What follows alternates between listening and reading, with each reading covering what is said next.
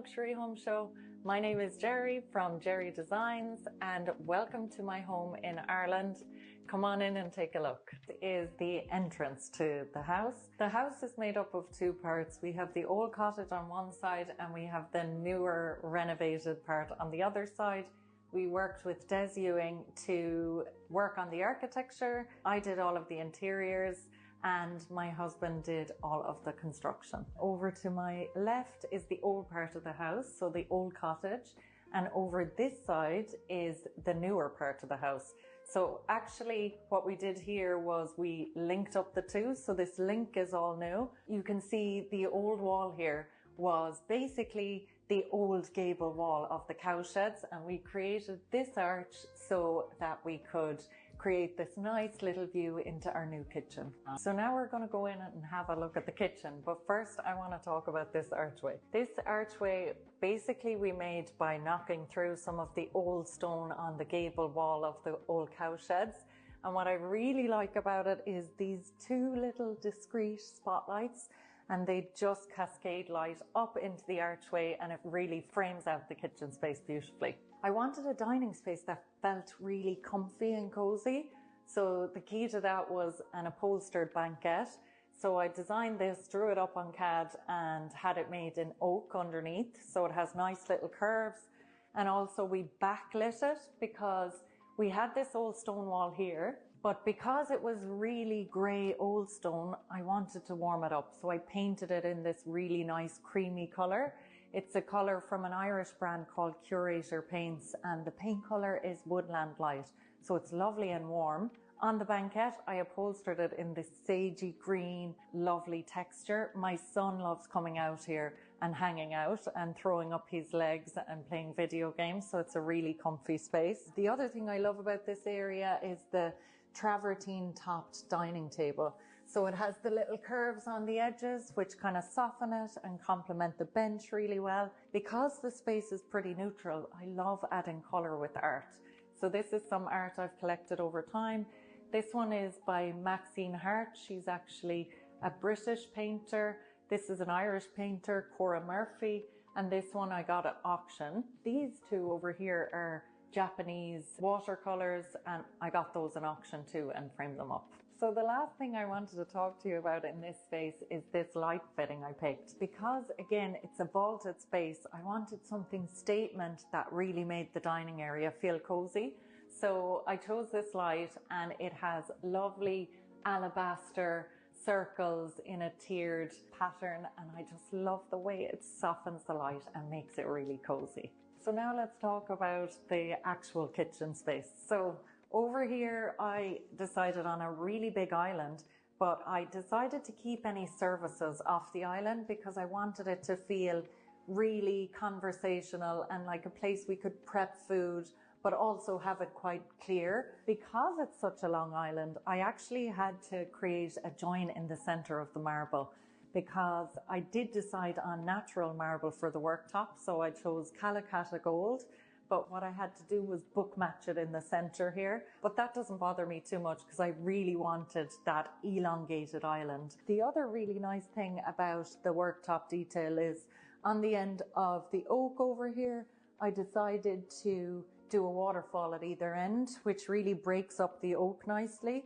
And I chose this kind of washed brown oak. I just love the natural wood coming through, but I also mixed it up with paint. So I decided to paint the island, and I love the two kind of broken up together. The other thing I get asked a lot about in this kitchen is the flooring. It's a huge talking point whenever people see it. Mostly they ask me about the grout and how we keep it, because we have a busy family life. We have two kids and it is a natural material. So you do need to seal it and mind it a little bit, but because it's so beautiful and there's variation in colour, we were quite happy to actually deal with the maintenance. I know that doesn't suit everyone.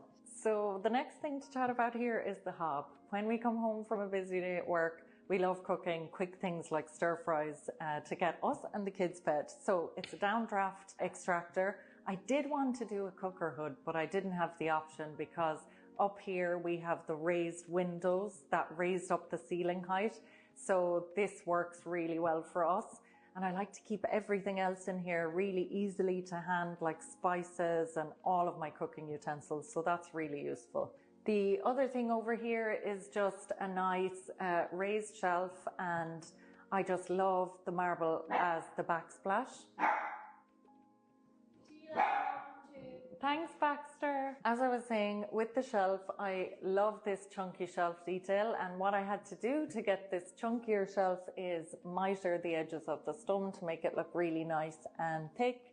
And what I did was the full backsplash in that lovely Calicut gold marble, because I love all of this gold veining. To me, it feels like a piece of art in the kitchen. The other thing I love about this kitchen, and we drink a lot of tea at night, is the hot water tap. It's just so handy. We don't have to have a kettle on the worktop, and it just allows us to hide all of those appliances, which I also did with our ovens, which I'll show you in a moment. On the topic of hiding appliances, come in here. So you'll notice the lights come on as I walk in. We put a sensor on our pantry so that it lights up as we walk in. So we have all of our food in here. We brought in the marble backsplash, and I love these little brackets from Armac Martin. I love that living brass finish because it really ages over time and dulls down. So we keep all of our food in here. It's even better if it's a really busy morning and I just want to tidy everything away, because I can just close the door and not see anything. So we love this space. And we also have hidden around the corner our toaster and our air fryer, so they're out of sight and out of mind. We wanted to have an eye level oven, but I didn't want to see it as like the main focal point of the room. So what we did was we did a little pocket door, and our oven and our microwave are in here. And I love that when they're not in use, I can just close it again and it's all nice and clean. So just behind me here is my kids' playroom, which is really handy because it's nice and close, but also we can close the door to hide the toys and the mess. What I decided to do here is mirror what was over on the pantry side, but again, to give a little bit of tidiness and privacy, but while still seeing the light, I decided to do fluted glass because you get that light coming through, but it also can hide messy toys and other things. Another thing I decided to do was hide my dog bowl in the skirting board of the island. And it is really handy because I can just close it when he's gone to bed, and it just is a clever use of space. And I just push it in and it's soft close when I'm finished using it. Another thing that I decided to add to the kitchen was these big plaster lights. So they pull the light down nicely over the island, and they are very oversized.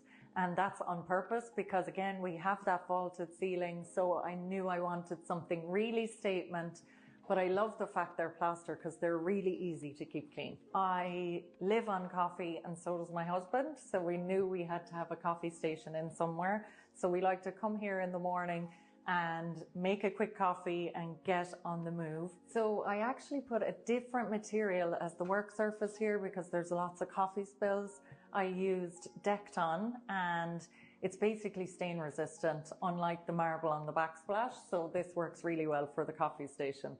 The other thing I really love about this area is I'm actually hiding a little bit of a design mistake, which is in here we had a steel pole, and I decided to hide it with a push press cabinet, so I keep all my tea and candles in there. There's always ways around little mistakes that happen on a build too.